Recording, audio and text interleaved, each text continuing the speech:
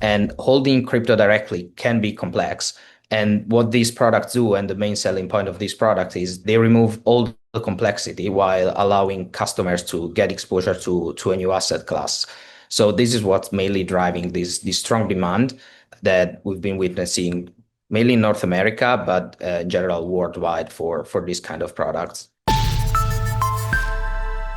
Hello, you're watching Proactive. I'm joined by Finecchia International Senior Associate Matteo Greco. Matteo, very good to speak with you. You're up to your monthly report, which shows that ETPs saw a 41% jump in assets under management last quarter.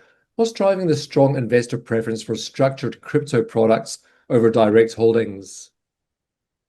Hi, Stephen. First of all, thank you for having me. And in terms of the question, so yeah, we've seen a 41% increase in AUM for crypto ETPs in the last quarter, which, if we compare to the increase in the total crypto market cap, which was 24%, tells us that that's been about a 72% premium for the structured product over the last quarter. And this is a trend that we have witnessed not only in the past few months, but I would say from the start of 2024, which was coincidental with the Bitcoin spot ETF's approval.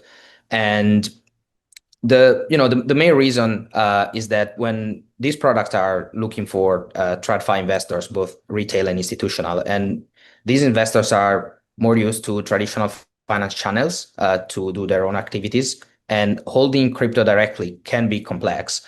And what these products do, and the main selling point of this product, is they remove all the complexity while allowing customers to get exposure to a new asset class. So this is what's mainly driving this strong demand that we've been witnessing mainly in North America, but in general worldwide for these kind of products. Matteo, Bitcoin ETPs are now worth over $150 billion. How do you interpret this outperformance compared to Bitcoin's actual price growth? So yeah, as I touched base before, a pivotal moment was definitely January 2024 when the Bitcoin spot ETFs got approved in the US because it brought unprecedented visibility and accessibility to the crypto markets for traditional investors because these products remove all the frictions in terms of operation and as well as legal aspects compared to direct holding.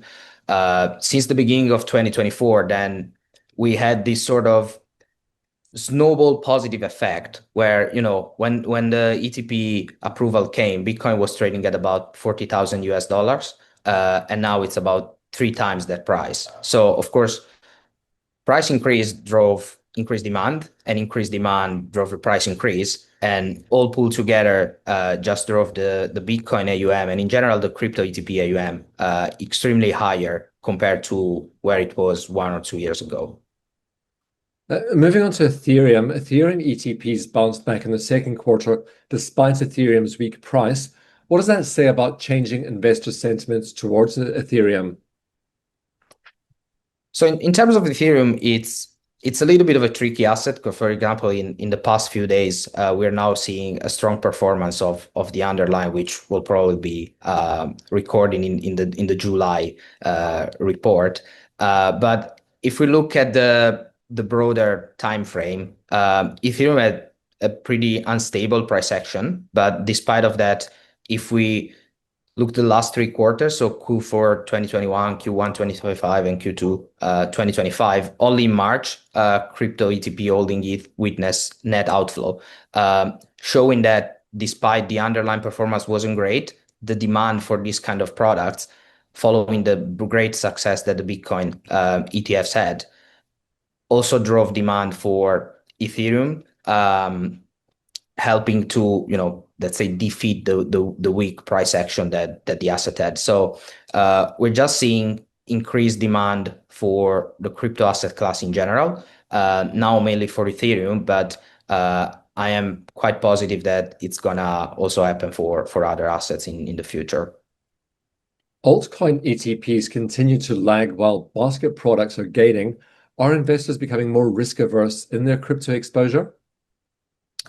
I think this can, relate to my last point in the previous question. The main gap that I see for the altcoins is that Europe has been the first jurisdiction to allow for a broader set of assets for ETPs holding crypto. While recent times, 2024, 2025, we've seen a much broader adoption in the North American countries, which of course led to a much broader audience that was able to purchase this product. The lag that we are seeing with this altcoin ETP, to me, it's mainly because of altcoins have been available in Europe for quite a long time. So there's not been this sort of shock in demand, which I think it will come when more assets are approved in the US and in Canada. And we recently saw the launch of Solana and Ripple ETFs in Canada. So I think in a few months from now, we'll see a positive a price action for the AUM of crypto ETPs holding altcoins compared to what we witnessed in the past. You talk about a structural shift in crypto investing. Do you expect the momentum behind digital assets ETPs to hold into 2026? Well, it's always tough, of course, to predict what happens in the future. But we definitely now have quite of a big track record of successful inflow for this structured product. From the start of 2024, there's been a consistent inflow in Bitcoin first, and then we recently saw Ethereum, and then we're seeing a lot of issuers filing in the North American countries for other assets as well.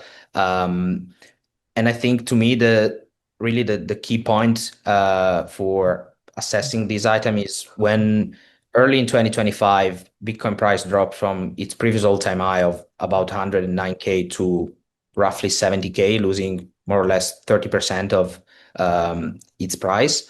The net outflow that was observed by crypto ETP holding Bitcoin was just about 15%, which shows how usually the investments in these products are made on a long-term basis, and give me confidence that even in moment of downtrends, this kind of product will still attract some demand. Of course, the market momentum has a big impact on how much the demand is, but I think we have enough track record to think that these products will keep growing in demand over the next few years. Matteo, thank you very much for your insights. It's been great talking to you. It was my pleasure. Thank you very much, Stephen. Matteo Greco is Senior Associate at Finekia International.